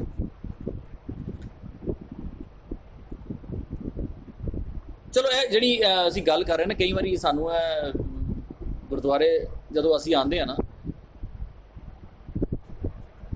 कई बार इस तरह लगता है कि ਇਹ ਚੀਜ਼ਾਂ ਦਾ ਸਾਨੂੰ ਪਤਾ ਹੈ ਕਿ ਅਸੀਂ ਗੱਲ ਕਰਦੀਆਂ ਬਿਲਕੁਲ ਨਵੀਆਂ ਚੀਜ਼ਾਂ ਹੁੰਦੀਆਂ ਕਈ, ਲੇਕਿਨ ਆਮ ਤੌਰ ਤੇ ਜਦੋਂ ਜਿਹੜਾ ਰੈਗੂਲਰ ਗੁਰਦੁਆਰੇ ਆ ਰਿਹਾ ਨਾ ਉਹਨੂੰ ਲੱਗਦਾ ਕਿ ਮੈਂ ਪਤਾ ਹੀ ਹੈ ਮੈਨੂੰ ਸਭ ਕੁਝ।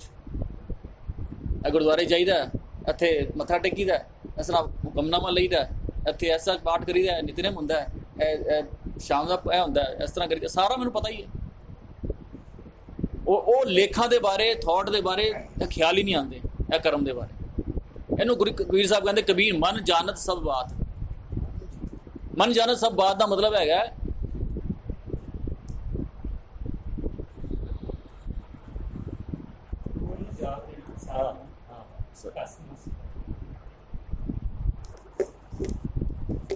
ਮਨ ਜਾਣਤ ਸਭ ਬਾਤ ਦਾ ਮਕਸਦ ਹੈਗਾ ਕਿ ਜਿੰਨੇ ਇਹ ਸੋਚ ਲਿਆ ਕਿ ਮੈਨੂੰ ਸਭ ਕੁਝ ਪਤਾ, ਜਿਸ ਟਾਈਮ ਇਹਨੂੰ ਇਹ ਖਿਆਲ ਆਇਆ ਨਾ ਕਿ ਮੈਨੂੰ ਸਭ ਪਤਾ, ਫਿਰ ਕੀ ਕਰਦਾ ਜਾਣਤ ਹੀ ਔਗੁਣ ਕਰੇ। ਫਿਰ ਔਗੁਣ ਹੁੰਦੇ ਨੇ ਉਹਦੇ ਕੋਲੋਂ, ਫਿਰ ਉਹ ਸਾਰੀਆਂ ਗਲਤੀਆਂ ਸ਼ੁਰੂ ਕਰ ਦਿੰਦਾ ਕਿ ਮੈਨੂੰ ਤਾਂ ਸਭ ਪਤਾ ਹੀ ਹੈ। ਡਿਵੈਲਪਮੈਂਟ ਰੁਕ ਜਾਂਦੀ ਹੈ ਕਿ ਮੇਰਾ ਮਨ ਜਾਣਤ ਸਭ ਬਾਤ ਥਾਟ ਆਈ ਜਾਣਤ ਹੀ ਔਗੁਣ ਕਰੇ, ਕਾਹੀ ਕਿ ਕੁਸਲਾਤ ਹਾਥ ਦੀ ਪੂਏ ਪਰ ਸਭ ਕੁਝ ਤੇਰੇ ਸਾਹਮਣੇ, ਸਭ ਕੁਝ ਤੇਰੇ ਨਾਲ ਪਿਆ, ਲੇਕਿਨ ਫਿਰ ਵੀ ਖੂਹ ਦੇ ਡਿੱਗਦਾ ਪਿਆ ਕਿਉਂਕਿ ਗਰੋਥ ਰੁਕ ਗਈ, ਸੋਚਣੀ ਰੁਕ ਗਈ। ਸੋ ਇਹ ਜਿਹੜੀ ਚੀਜ਼ ਹੈ ਨਾ, ਇਹ ਸਾਡੇ ਗੁਰਦੁਆਰਿਆਂ 'ਚ ਹੋਈ ਨਹੀਂ ਹੈ ਚੀਜ਼ ਕਿ ਜਿਹੜੀ ਅਸੀਂ ਸਿਰਫ ਤੇ ਸਿਰਫ ਜਿਹੜਾ ਹੈਗਾ ਨਾ ਇਹ ਥਾਟ ਪ੍ਰੋਸੈਸ ਦੀ ਅਸੀਂ ਗੱਲ ਹੀ ਨਹੀਂ ਕੀਤੀ, ਔਰ ਡਿਵੈਲਪਮੈਂਟ ਦੀ ਗੱਲ ਹੀ ਨਹੀਂ ਕੀਤੀ। ਅਸੀਂ ਤਾਂ ਸਿਰਫ ਆਏ ਮੱਥਾ ਟੇਕਣਾ, ਇਹਨੂੰ ਸਿਰਫ ਪੂਜਾ ਦਾ ਸਥਾਨ ਬਣਾਤਾ। ਇੱਥੇ ਮੱਥਾ ਟੇਕਣਾ, ਇੱਥੇ ਮੱਥਾ ਟੇਕਣਾ, ਇਹ ਕਰਨਾ, ਇੱਥੇ ਫੁੱਲ ਚੜਾਉਣੇ ਨੇ, ਇਹ ਕਰਨਾ, ਸਿਰਫ ਕੇਵਲ ਤੇ ਕੇਵਲ ਪੂਜਾ ਦਾ ਸਥਾਨ, ਹੋਰ ਕੁਛ ਵੀ ਨਹੀਂ। ਈਵਨ ਉਹ ਇਤਿਹਾਸ ਅਸੀਂ ਮੈਂ ਦੇਖਦਾ ਕਿ ਜਦੋਂ ਸਾਡੇ ਗੁਰਦੁਆਰੇ ਆਜ਼ਾਦ ਹੋਏ ਬੜੀ ਘਾਲਣਾ ਘਾਲੀ ਗਈ, ਬੜੀ ਮਿਹਨਤਾਂ, ਬੜੀਆਂ ਸ਼ਹੀਦੀਆਂ, ਬੜਾ ਕੁਛ ਹੋਇਆ, ਲੇਕਿਨ ਅਸੀਂ ਉੱਥੇ ਜਾ ਕੇ ਰੁਕ ਗਏ। ਗੁਰਦੁਆਰੇ ਆਜ਼ਾਦ ਤੇ ਕਰਾ ਲਏ, ਲੇਕਿਨ ਗੁਰਦੁਆਰੇ ਦੇ ਵਿੱਚ ਇਹ ਸੱਚ ਦੀ ਵਿਚਾਰ ਨਹੀਂ ਸ਼ੁਰੂ ਹੋ ਪਾਈ। ਗੁਰਦੁਆਰੇ ਤਾਂ ਅਸੀਂ ਆਜ਼ਾਦ ਜ਼ਰੂਰ ਕਰਾ ਲਏ, ਅਸੀਂ ਕੇਵਲ ਤੇ ਕੇਵਲ ਚਾਬੀਆਂ ਲੈਣ ਤੱਕ ਹੀ ਰਹਿ ਗਏ ਕਿ ਸਾਡੀਆਂ ਚਾਬੀਆਂ ਦੇ ਮੋਰਚੇ ਲਾ ਕੇ ਅਸੀਂ ਚਾਬੀਆਂ ਲੈ ਲਈਏ, ਆਪਣੇ ਤਾਲੇ ਸਾਡੇ ਲੱਗ ਜਾਣ, ਕਬਜ਼ਾ ਸਾਡਾ ਹੋ ਜਾਏ, ਕਾਗਜ਼ ਪੇਪਰ ਸਾਡੇ ਨਾਮ ਹੋ ਜਾਣ। ਜਿਸ ਤਰ੍ਹਾਂ ਮਕਾਨ ਅਸੀਂ ਲੈ ਲਈਏ ਨਾ, ਮਕਾਨ ਦੇ ਪੇਪਰ ਆਪਣੇ ਨਾਂ ਕਰਾ ਲਈਏ, ਹੈ ਉਹਦੇ ਤੇ ਕਬਜ਼ਾ ਵੀ ਆਪਣਾ ਲੈ ਲਈਏ, ਤਾਲਾ ਵੀ ਆਪਣਾ ਲਾਈਏ, ਤੇ ਸਮਾਨ ਉਹਦਾ ਹੀ ਪਿਆ ਰਿਹਾ। ਉਹ ਹਾਲ ਸਾਡਾ ਹੋਇਆ। ਅਸੀਂ पेपर भी करा ले, चाबियां भी ले लिया, ताले भी अपने ला ले, कब्जा भी ले लिया, सब कुछ ले लिया, लेकिन समान अंदर वही विचित्र नाटक ते सूरज प्रकाश दे सब कुछ हो ही रहा, वो सोच हो ही रही। ਅਸੀਂ थॉट ਦਾ ਜਿਹੜਾ ਸਮਾਨ ਸੀ ਨਾ ਉਹ ਨਹੀਂ ਕੱਢਿਆ ਵਾ, ਉਹ ਅਸੀਂ ਰੁਕ ਗਏ ਉੱਥੇ। ਤੇ ਬੜੀ ਕਮਾਲ ਦੀ ਗੱਲ, ਮੇਰੀ ਕੁਝ ਦਿਨ ਪਹਿਲੇ ਹੀ ਕਿਸੇ ਨਾਲ ਗੱਲ ਹੋਈ ਤੇ ਵਿਚਿੱਤਰ ਨਾਟਕ ਬਾਰੇ ਕਹਿੰਦਾ, मतलब कुछ गल बोल कहना, फिर चलो इस तरह मान लें शायद वो चलो तरिया चित्र नहीं होएगा गुरु गोबिंद सिंह साहब का, बाकी तो ठीक है ना, बाकी तो ठीक है। मैं क्या जो असी जाते ना एयरपोर्ट पर तो लगेज असी जो देंगे ना उत्थे लगेज तो असी डिकलेयर करते हैं लगेज मेरा, तो जे अगे उन्होंने शक हो जाए खोलन दे कोई गलत चीज़ निकले तो मैं कहा नहीं यह चीज़ मेरी नहीं है, वैसे बाकी समान ठीक है, बाकी समान मेरा, बाकी ठीक है, यह चीज़ गलत है बस, यह मेरी नहीं हैगी। इस तरह नहीं असी कह सकते, असी पूरे क्रिमिनल उदों बनांगे पूरे समान दे, क्योंकि लगेज असी डिकलेयर किया मेरा, तो जे तुसी डिकलेयर कर रहे हो ना मेरा, तो तुसी हुण यह नहीं कह सकते कि हाँ भी यह नहीं होएगी चीज़, असी चलो 35 चौपाई नूं कट दिंदे, चलो यह भी कट दिंदे, इस तरह नहीं होएगा। सानू सारा फिर उहदे नाल असी रिलेट करना पैना, समान मेरा, और फिर असी जिन्ना मर्जी कर लिया। मैं कहना अज असी भावें तुसी राम अवतार कर लो, कृष्ण अवतार कर लो, दुर्गा पूजा कर लो, जी चंडी दी वार कर लो, भावें रखड़ियाँ मना लो, ब्राह्मणवाद पूरा कर लो, पूरे त्यौहार दिवाली रखड़ी होली सारे मनाओ, पूरे कर्मकांड 100% कर्मकांड करो जो ब्राह्मणों वाले पूरे करो, कोई दिक्कत नहीं हैगी। लेकिन ए गल याद रखना, जिस दिन 84 वाला कांड दोबारा आया उन्होंने यह नहीं देखना कि तुम ब्राह्मण काम कर्मकांड करते चलो उन्हें छड़ देंगे, नहीं करेंगे। इस करके सानू इस पासे आना ही पैना है, सानू इस सच की विचार लैनी पैनी है, कोई लिहाज नहीं होना उस टाइम कि तुम किन्ने कर्मकांड साढ़े वाले करते हो, कोई काउंटिंग नहीं होनी है।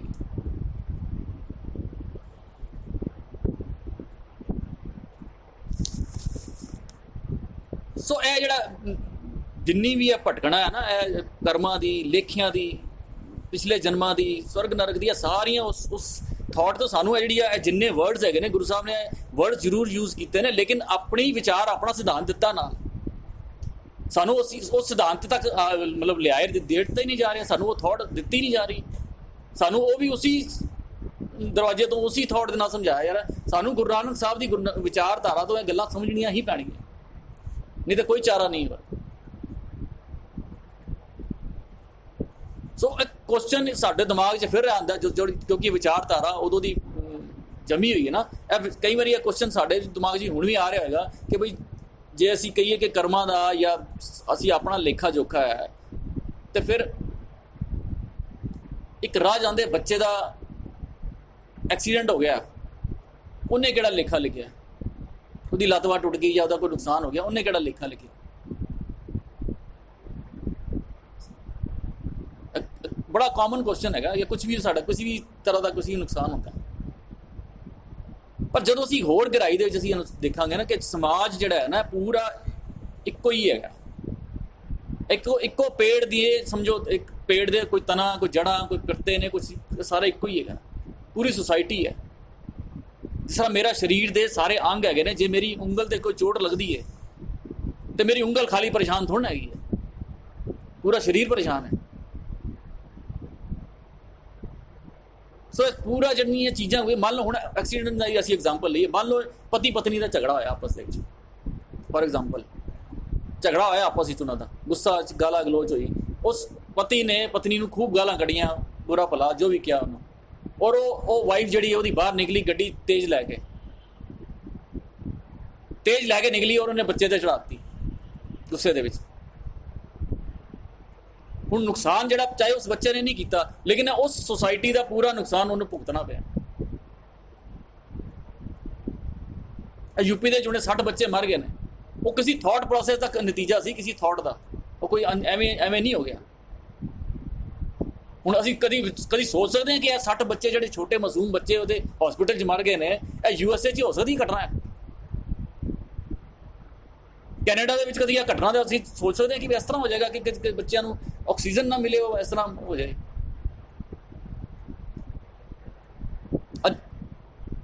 बाहर निकलन तो डरते हैं, असीं घर असीं घर असीं लेडीज़ नूं भी कहते हैं कि एक छोटा जिहा भी तुसीं गहने की चीज़ सोने की पा के ना पिलो, मतलब पता ही नहीं होंदा कदों खो के ला जाए, इन्ना क्राइम है। सोसाइटी है ना, जो सोसाइटी दे जो मैं सोच रहा उसका असर सोसाइटी ते हैगा, जो सोसाइटी सोच रही है, जो उसका थॉट प्रोसेस, जो उसका कर्म है, उसका असर मेरे ते हैगा। वो भी सोसाइटी है, दुबई देख लो 0% क्राइम है। सोने दियाँ पूरियां दुकानां इस तरह खुलियां पईयां उत्ते दिन रात, कोई कुछ नहीं कहता, थॉट ही नहीं है, कर्म ही नहीं है, वो सोच ही नहीं आती उन्होंने कि हाँ भाई मैं इन्नियां दुकानां दे च सामने शोरूम दे इन्ना गोल्ड पिया मैं इन्हूं कुछ कर लवां, थॉट ही नहीं आती। सो सारा जिहड़ा एक दूजे दे असर है, असी उस असर दे असी विक्टिम है। तां चीज़ां है जो सारिया चीज़ां असी समझांगे तो फिर सानू सारिया चीज़ों के सवालों के जवाब भी मिल जाने। जब गुरु कहते ना फरीदा जे रत लगे कपड़े जामा होए पलीत, जो रत पीवे मानसा तिनक्यों निर्मल चीत, नानक नाम खुदाए का मन इच्छे मुख ले, अवर दिखाजे दुनी के झूठे अमल करें। ये झूठे अमल जिहड़े ना ये सारे थॉट प्रोसेस है, यह फिर रत लगता ही रहना। यह कपड़े रत साडे क्योंकि साडी सोसाइटी इहो जी बन गई, पूरा समाज ही इहो जिहा बन गया, क्योंकि मानसिकता साडी इहो जी मतलब उस घेरे दे फसी हुई, आपो अपने खोआ मोई दे विच। वो असी जगड़ चो असी निकल ही नहीं पा रहे, ना सानू निकलन का कोई रस्ता लभ रहा। सो यह जी कर्म है ना, यदी ही सजा है। जो गुरबाणी करते हैं मंदे कर्म करेंदे यह सजा है, ना यही सजा हैगी, कोई और सजा नहीं हैगी। कोई भी बंदा जिसने यह कर्म किया ना, कोई थॉट गलत आई है और उसकी क्रिया गलत, उसका एक्शन गलत होया है, चाहे जितना मर्जी वो धन दौलत दुनिया भर की इकट्ठी कर ले, पर अंदरों मन कभी उसका चैन नहीं हो सकता। सवाल ही नहीं पैदा होता, नियम ही नहीं, सृष्टि का नियम ही नहीं है, यह हुक्म है।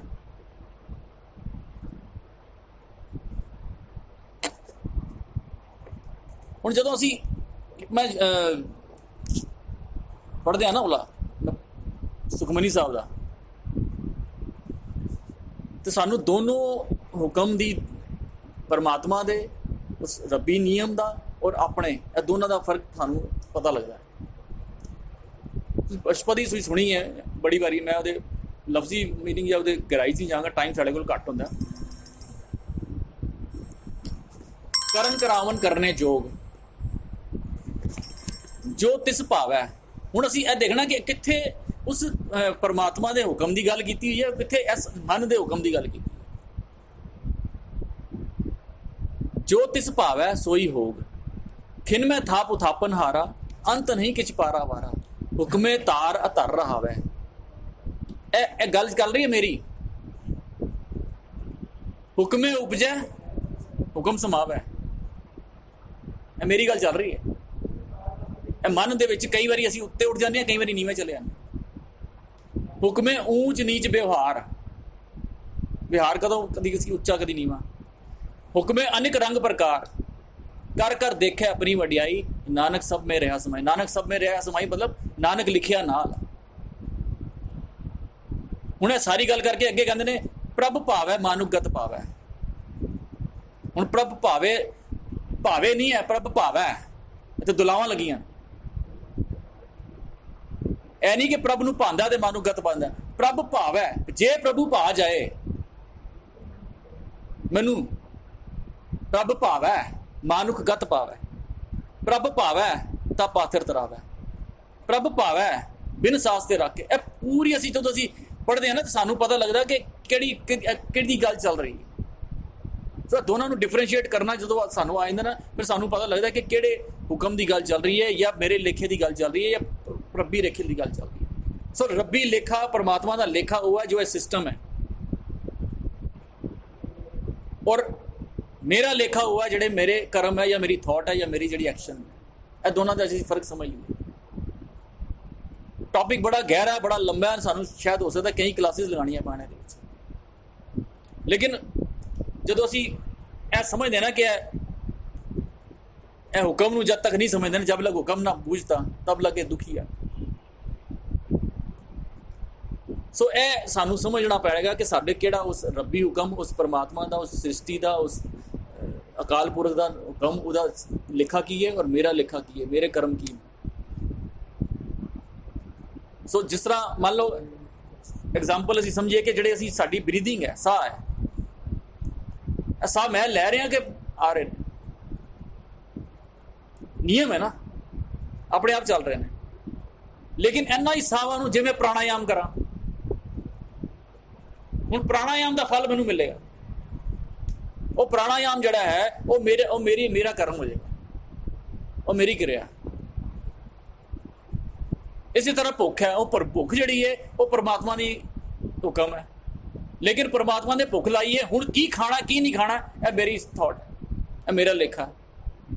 ਉਸ ਲੇਖੇ ਦੇ ਮੁਤਾबिक ਫਿਰ ਮੇਰਾ ਰਿਜ਼ਲਟ ਹੈ ਕਿ ਡਾਈਜੈਸ਼ਨ ਕੀ ਹੋਣਾ। ਸੋ ਇਹ ਬੜਾ ਸਿੰਪਲ ਔਰ ਸਾਦਾ ਔਰ ਸਾਡੀ ਰੋਜ਼ਮर्रा ਦੀ ਜ਼ਿੰਦਗੀ ਦਾ ਐਗਜ਼ਾਮਪਲ ਹੈ। ਇਸ ਤਰ੍ਹਾਂ ਅਸੀਂ ਕਈ ਐਗਜ਼ਾਮਪਲ ਬਣਾ ਸਕਦੇ ਹਾਂ ਜ਼ਿੰਦਗੀ ਦਾ। ਫਿਰ ਸਾਨੂੰ ਡਿਫਰੈਂਸ਼ੀਏਟ ਕਰਨਾ ਆ ਜਾਏਗਾ ਕਿ ਇਹ ਪਰਮਾਤਮਾ ਦਾ ਲੇਖਾ ਕੀ ਹੈ ਔਰ ਮੇਰਾ ਲੇਖਾ ਕੀ ਹੈ। ਦੋਨਾਂ ਲੇਖਾਂ ਦੇ ਜਦੋਂ ਅਸੀਂ ਸਮਝ ਆ ਜਾਵਾਂਗੇ ਨਾ, ਫਿਰ ਸਾਨੂੰ ਪਤਾ ਲੱਗੇਗਾ ਕਿ ਇਹ ਲੇਖਾ ਜੋਖੇ ਦੀ ਕਹਾਣੀ ਕੀ ਹੈ। ਕਿਆ ਮੈਂ ਵੀ ਕੁਝ ਲਿਖ ਸਕਦਾ, ਕਿਆ ਮੇਰੇ ਲਿਖੇ ਵੀ ਕੁਝ ਹੈ। ਫਿਰ ਸਾਨੂੰ ਪਤਾ ਲੱਗੇਗਾ। ਪੂਰੀ ਗੱਲ ਮੈਨੂੰ ਲੱਗਦਾ ਕਿ ਸ਼ਾਇਦ ਕੁਐਸਚਨ ਆਨਸਰ ਆਉਣ ਦੇ ਸੱਚੀ ਦੀ ਗੱਲ ਕਰ ਸਕਦੇ ਹਾਂ। ਅਤੇ ਹੋ ਸਕਦਾ ਕਈਆਂ ਦੇ ਸਵਾਲ ਆਇਆ ਹੋਏ ਅਤੇ ਇਹਦੀ ਹੋ ਸਕਦਾ ਕਈ ਕਲਾਸਿਸ ਸਾਨੂੰ ਇਹ ਲਗਾਉਣੀਆਂ ਪੈਣ ਇਹਦੇ ਬਾਰੇ, ਅਤੇ ਇਸ ਗੱਲ ਨੂੰ ਹੋਰ ਅਸੀਂ ਕਲੀਅਰ ਕਰ ਸਕਾਂਗੇ। ਭੁੱਲਾਂ ਚੁੱਕਾਂ ਦੀ ਖਿਮਾ। ਵਾਹਿਗੁਰੂ ਜੀ ਕਾ ਖਾਲਸਾ, ਵਾਹਿਗੁਰੂ ਜੀ ਕੀ ਫਤਿਹ।